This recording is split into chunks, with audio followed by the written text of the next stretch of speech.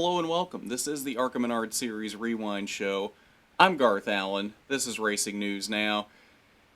And today we're going to talk about the second dirt race on the ARCA schedule for 2021. The Southern Illinois 100 from the DuQuoin Mile, the DuQuoin State Fair, DuQuoin, Illinois. That's a lot of DuQuoins in one sentence. Also, very quickly, if you're new here, we're currently in our hashtag Race to 1K. If you're not already subscribed, consider going down below to hit that subscribe button. It's free to do. The quicker we get to 1,000 subscribers, the quicker YouTube will let us do mobile live streams from the track, which will vastly improve both the quality and quantity of coverage we're able to give you when we are at the track. The plan is to be at the three remaining main ARCA races, Bristol, Salem, and Kansas. If we hit 1,000 before any of those, you'll get mobile live streams from those tracks. And I've got great ideas for things that I want to do for those. So, if that's something you're interested in, consider going down below and hitting that subscribe button. This race was something, I'll tell you that. I don't even know that I would call it a race. It was more like survival of the fittest. Before I get into this, I'm going to qualify this by saying I'm not blaming Track Enterprises, the promoters of this race, who promote a lot of ARCA races across the season and do a fantastic job of it. I'm not blaming ARCA the series. I don't know that you can really put any blame on one specific person or entity for this. But this race was a mess. This race turned more into a rally stage than it did a stock car race. It even, at points, looked more like a rally cross stage with a joker lap with a jump. We had cars literally getting air last night. And we're talking air equivalent of what you saw at the Indy Road Course when people would go over the turtles. That kind of air. Because this track was coming apart. This track was like a bumpy country road out in the middle of nowhere in Southern Illinois. Not like a racetrack. Now, at one point last night, they did have an in-car interview with Kenny Schrader, who was praising it, saying, "Oh, we got a dirt track now." And while this kind of track might work for actual dirt racing cars that either don't have fenders, or if they do have fenders, they're made for this kind of track. These cars are not built to run on a track like this. This track was bumpier than Atlanta before the repave that's going on right now. These ARCA cars that you see in these dirt races are basically the same cars that you'll see on any other track in an ARCA race. They've just got like little screens or whatever they've rigged up over the grill opening in front of the radiator so that the dirt and the mud don't clog that up and heat up the radiator. Other than that, these are basically the same ARCA cars you'll see on any other track. They're not built to handle this kind of a surface. And you saw this last night. We had 6 cars running at the checkered flag last night. 16 cars entered, 15 started. I'm still not 100% sure what happened to Kelly Kovsky, why he didn't make a qualifying lap or start the race, especially after being second in practice.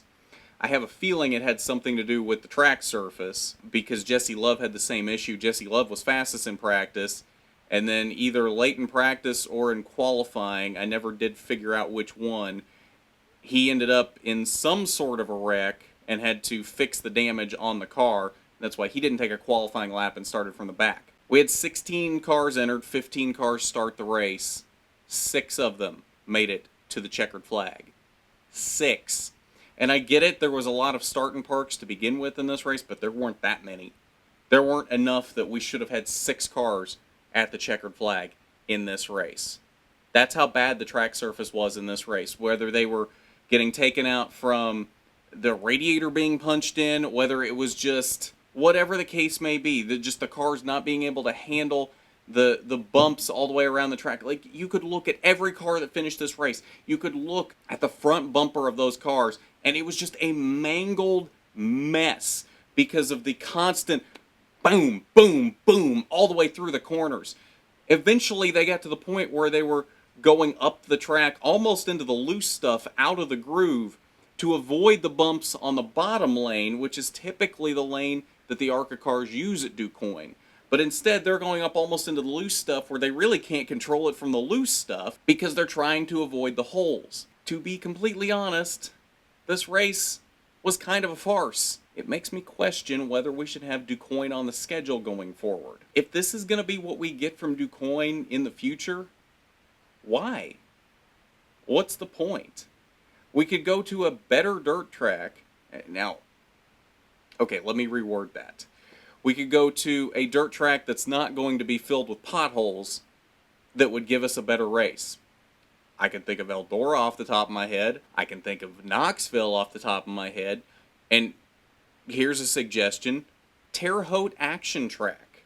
Terre Haute, Indiana. That track is phenomenal. I think Terre Haute would be a great addition to the ARCA schedule. I've never been to a bad race at Terre Haute Action Track. Now, granted, I've never been to a stock car race at Terre Haute Action Track, but the point still stands. We never had these kind of issues at Eldora when the trucks were there. We didn't have these kind of track issues this year at the truck race at Knoxville. We had other issues in that race, but we didn't have track issues. I know there's a lot of history with this track on the ARCA schedule, but if this is what we're going to see from this track going forward, and it doesn't even put on that good a racing anyway when the track is in good condition. When's the last time we saw an exciting race at DuQuoin? Let's be honest. ARCA's really got to think when putting together the 2022 schedule, is this a track that we really want to be promoting our series at? I know it's really cool to have it at this track. It's a historic track. It's during the DuQuoin State Fair, but it doesn't put on great racing. And if we're going to see things like this in the future, where it turns into just a backcountry road filled with potholes instead of what these dirt races should be, ARCA's got to ask themselves, is this worth having on the schedule? Or should we drop it to go to a track that's going to give us better racing if we want a second dirt race? That's what ARCA's got to think about here when forming the 2022 schedule. And honestly, if it was me, get rid of DuQuoin. It wouldn't even be a second thought. DuQuoin would not be on the 2022 schedule if it was me making the schedule. I can tell you that right now. Now, that being said, I don't want to take anything away from the driver that won this race. He led every lap in this race and was legitimately fast. This wasn't a case of he lucked into this win because the leaders had issues and it was just kind of a fluke. No. He was legitimately fast throughout this entire race. He deserved this win. Now, there were a couple cars that I think, had the track not been in the condition that it was, they might have been able to get up there and challenge him. But these two cars had issues of their own throughout the night, knocked in the radiator. Both of them actually knocked in the radiator at different points in this race. So we never really got to see what they could have done had they gotten up to the lead. But the point still stands.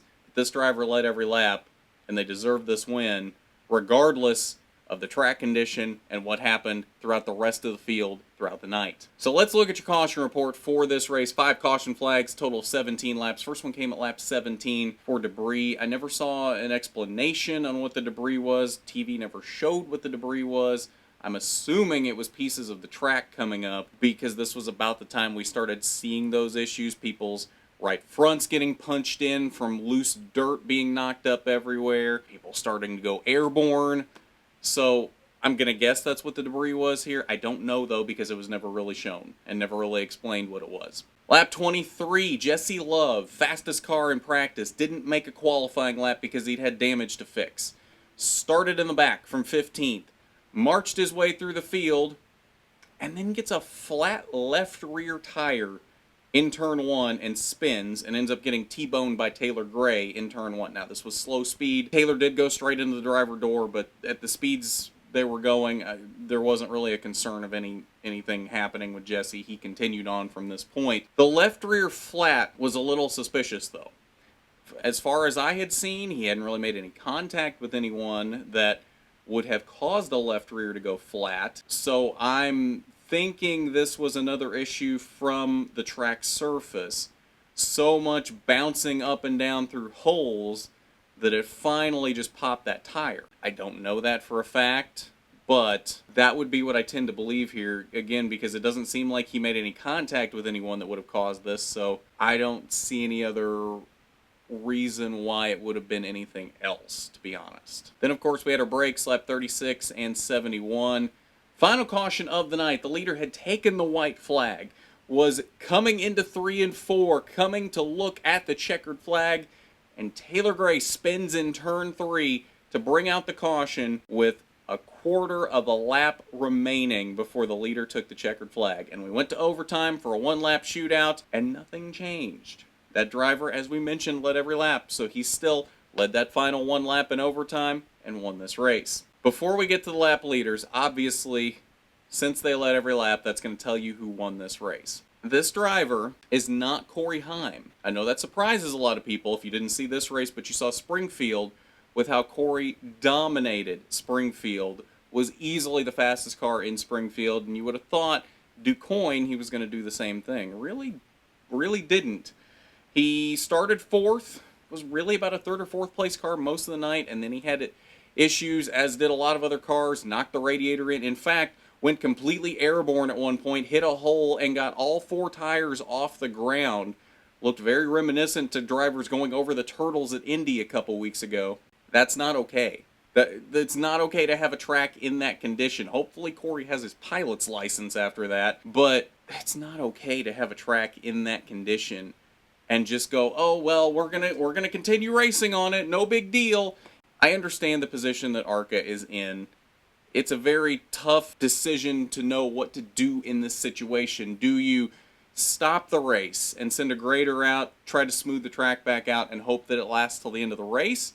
Or do you just continue going and hope for the best? And with as late as they started this race, I don't know that they had much of a choice, given that it started at 8 p.m. Central, 9 Eastern. If they'd have gone out and graded this track once, twice, 3 times to keep it smooth throughout the race, we might have been here till 2 o'clock in the morning. And for the racing that we were seeing when people weren't hitting potholes, I don't know that anybody would have stuck around till 2 o'clock in the morning, especially given that it was in the middle of the Cup race. The opening race of the playoffs at Darlington, and you schedule this race smack in the middle of that race. It started around the time Stage 2 ended, and ended like 5 minutes after the checkered flag at Darlington. I feel bad for everybody that watched this race, if we're being honest. And again, there's not a whole lot that ARCA can do. There's not a whole lot that Track Enterprises can do at that point, but I do feel bad for everybody that watched this race, that whether you were there in person or the probably few people that watched it on MAV TV and Track Pass. Given that most people don't have MAV TV and Track Pass, and then with it being during the Cup race, can't imagine the ratings were super high for that. But if you didn't see it, I'm honestly not going to say you missed much, especially with 6 cars finishing at the end. I feel like anybody that watched this race honestly got cheated. If we're being completely honest, you got cheated. And again, I don't know what you do about this aside from just taking DuQuoin off the schedule, because if this is what it's going to be in the future, even without the potholes, if the racing's not going to be good, why? Why are we going to DuQuoin?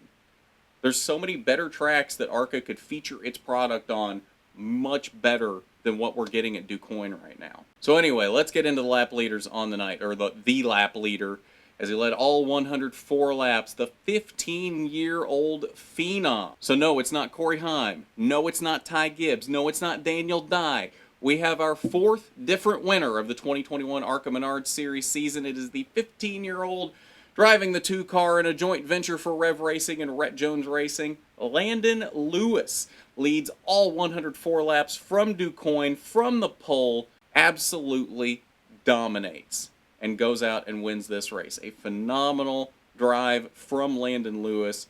He turned a lot of heads last night. Again, drove a really good race, given the track conditions. Drove a really good race. And I think very much made a case for himself that he needs to do more than just the dirt races next year. And I really think we're going to see him in more than just these 2 dirt races next year, because I think he's really got the talent to be able to actually do something in ARCA, and he showed that last night. So let's look at your results from this race. As we mentioned, Landon Lewis wins. Ryan Unzicker ran second to him pretty much all night. But then on that final overtime 1-lap restart, went a little high off of turn 2, got up in the loose stuff, and that allowed Ty Gibbs and Kenny Schrader to get around for 2nd and 3rd. Great run for Kenny Schrader in 3rd, really not a 3rd place car. He was definitely in a position of taking advantage of everyone that had issues, and he didn't have issues last night. That 10 car was not fast enough to be a third-place car last night, which I can't say is really surprising given that it's a fast-track car, but we've seen good runs out of fast-track cars this year, specifically from Mason Mingus. But a great run from Kenny Schrader last night to keep the car pretty clean and bring it home in the third position. Ryan Unzicker landed in fourth, and then Taylor Gray, after his spin to bring out overtime, comes home in the fifth position. Tim Monroe puts two fast-track cars in the top six. They're in the sixth position. Good run for him. Another one taking advantage of all of the cars that were having issues on the night. But again, he was the last car running at the end of this race. 6 cars on track at the checkered flag. Corey Heim went back out and made some laps to try and make up as many points as possible, but brought it back in under that overtime because there really weren't any spots to be made there since it was a one-lap shootout and he was like 7 laps behind Tim Monroe. It just wasn't going to happen. Went ahead and parked it, came home in the 7th position. Better than it could have been because he was down as low as 10th or 11th at one point, then came back out and made up some spots just running around, and really at the end of the race looked pretty fast. I don't know if he was fast enough that he could have competed with Landon Lewis, but definitely running some pretty quick laps at one point at the end of the race. Unfortunately, just wasn't in a position to do anything about them. Zach Tinkle came home in 8th, Will Kimmel 9th, and Jesse Love in 10th. All of them out with overheating issues. Final page 11th through 15th, all of these drivers out at different points from either overheating issues, mechanical issues, or in Wayne Peterson's case, did not start the race. So that is your results from the Southern Illinois 100. We're working on a Landon Lewis interview, getting that pretty much squared away. Don't know exactly when that's going to be, but we are in talks with him to figure out when that is going to be. So keep an eye out for that. If you're not already subscribed, make sure you are, and you make sure you hit that notification bell so you know exactly when that comes out this week. Should be within the next couple days, but just to make sure you know. Now, before we look at the standings,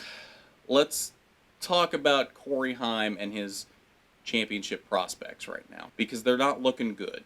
He was 11 points in the hole following Milwaukee. This was the race that I think everybody, including myself, looked at as the opportunity for him to gain back as many points as possible, especially after as good as he was at Springfield. With Ty finishing second and Corey in 7th, that's a 5-point swing since neither one of them got any bonus points in this race. That means the lead is now 16 points as we flash it up here on the screen. That's not a good situation for Corey Heim to be in with 3 races remaining this season. If he wins the final 3 races and goes max points in all of them, he can still win the championship, because that would be a 7-point swing if he wins the race, leads every lap, and wins the pole. That's a 7-point swing if Ty Gibbs finishes second in those races, even more than that if Ty doesn't finish second. So that would mean there's 21 points possible to be gained at a minimum if Corey max points his way through all 3 races remaining. So it can still happen. It's going to be tough, though. It's going to be very, very tough. Ty was very good at Bristol last year. Of course, wasn't much of a match for Sam Mayer, but Sam Mayer is really good at Bristol. Ty has won at Salem. Ty has won at Kansas. Corey has also won at Kansas, though. It's going to be very tough for Corey for the rest of the season. Is he completely out of it yet? No. But I really believe we got robbed of the championship battle that we deserved to see through to the end of the season by this DuQuoin race. Because Corey being knocked out in this race wasn't from anything that he had done. Wasn't from anything that he could control. Wasn't from anything his team could control. It wasn't like it was a bad part that they put in there that just happened to fail. Somebody neglected to fix something on the car and it broke. It wasn't anything like that. It wasn't anything he could control. Wasn't anything that the team could control. It was a bad racing surface and a track that, quite frankly, was not in a condition to be hosting a race last night. 100% was not in a condition to be hosting a race last night. And because of that, we got robbed of the championship battle that we should be seeing right now playing out through to the end of the season. Now, like I said, Corey can still come back and make this a championship battle. It's a lot tougher for him now than it should have been leaving this race. Because bare minimum, most of this race he was 4th, Ty was 3rd. Bare minimum, he was going to lose 1 point in this race had we had a racing surface that was worth racing on last night. We don't have that now. We have a 16-point gap with 3 races remaining, going up against a driver like Ty Gibbs, who easily can go out and win these last 3 races. We got robbed of this championship battle because of a racetrack that shouldn't have been hosting a race last night. Plain and simple. That's not ARCA's fault. That's not Track Enterprise's fault. I don't know whose fault it is, if there's even a fault that you can place here. But the point still stands that we possibly got robbed of our good championship battle because of a race that shouldn't have happened. But I think that's going to do it for this one, so thank you, as always, for joining me. iRacing Tuesday coming up tomorrow. Quite possibly the Landon Lewis interview tomorrow. I'm not 100% sure on that. Don't quote me, but it could be coming up tomorrow, could even be tonight. I'm not 100% sure on that yet. But keep an eye out for that. Portland for ARCA West coming up this weekend. Should be a pretty decent race. I haven't seen the entry list, but I have a feeling it might be a pretty good race. So watch party, of course, for that one, and then a rewind show as well. All the fun from that. And then I may even throw up some other videos this week as well. So keep an eye out for all of that. It should be a pretty interesting week here on RNN. So at that, we want to thank our Patreon supporter, Regional Manager William Holmes. Thank you, as always, for your support. It is really greatly appreciated. If you'd like to be a supporter of RNN, the link is down below in the description. Patreon.com/RacingNewsNow. Not required by any means, but definitely appreciated when you want to support RNN in that way. But I think that's going to do it for this one. So, as always, I'm Garth Allen for Racing News Now.